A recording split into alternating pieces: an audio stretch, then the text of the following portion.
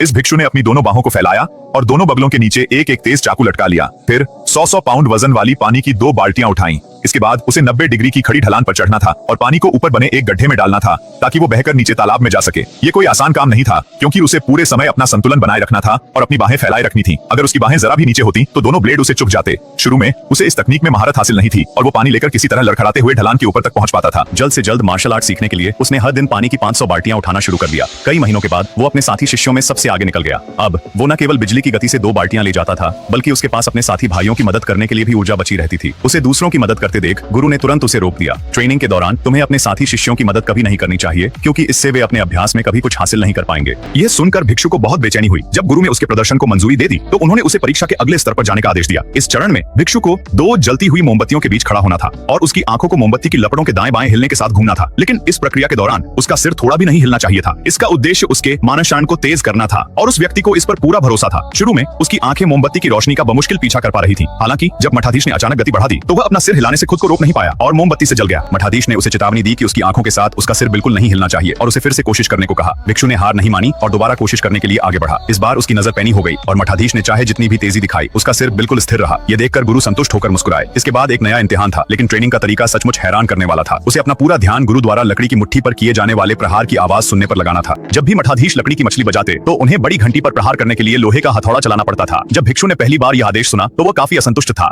उसे लगा कि इस तरह की ट्रेनिंग पूरी तरह से समय की बर्बादी है। लेकिन अचानक जैसे ही उसने वह लोहे का हथौड़ा उठाया उसे तुरंत समझ आ गया कि यह कितना मुश्किल था। पता चला कि इस साधारण से दिखने वाले लोहे के हथौड़े में एक गुप्त चाल थी। हालांकि हथौड़े का सिर खुद केवल 10 पाउंड का था लेकिन ये बिना किसी सहारे के एक लंबे लचीले बांस के डंडे के सिरे से बंधा हुआ था। उठाने पर लगा जैसे उसका वजन 120 पाउंड हो और उसे सिर्फ एक हाथ का इस्तेमाल करना था। एक नौसिखिया होने के नाते वो शुरू में हथौड़े को बमुश्किल उठाने के लिए बांस के डंडे को हथौड़े के सिर से दूरी के 10वें हिस्से से भी कम दूरी पर ही पकड़ पाता था। लेकिन कुछ ही बार घुमाने के बाद उसकी कलाई पूरी तरह से थक गई। उसने गुरु को देखा जो अभी भी लकड़ी की मछली पर प्रहार कर रहे थे और उसके दिल में तुरंत एक प्रतिस्पर्धी भावना उमड़ पड़ी।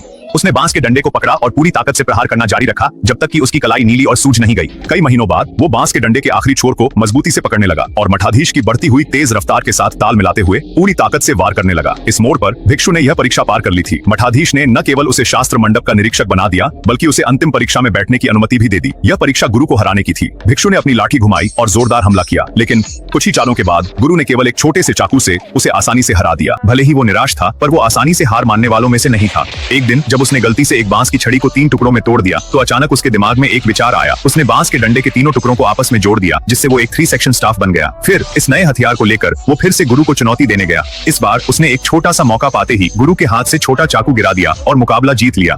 आखिरकार अनगिनत परीक्षाओं से गुजरने के बाद वो एक सच्चा मार्शल आर्टिस्ट बन गया था।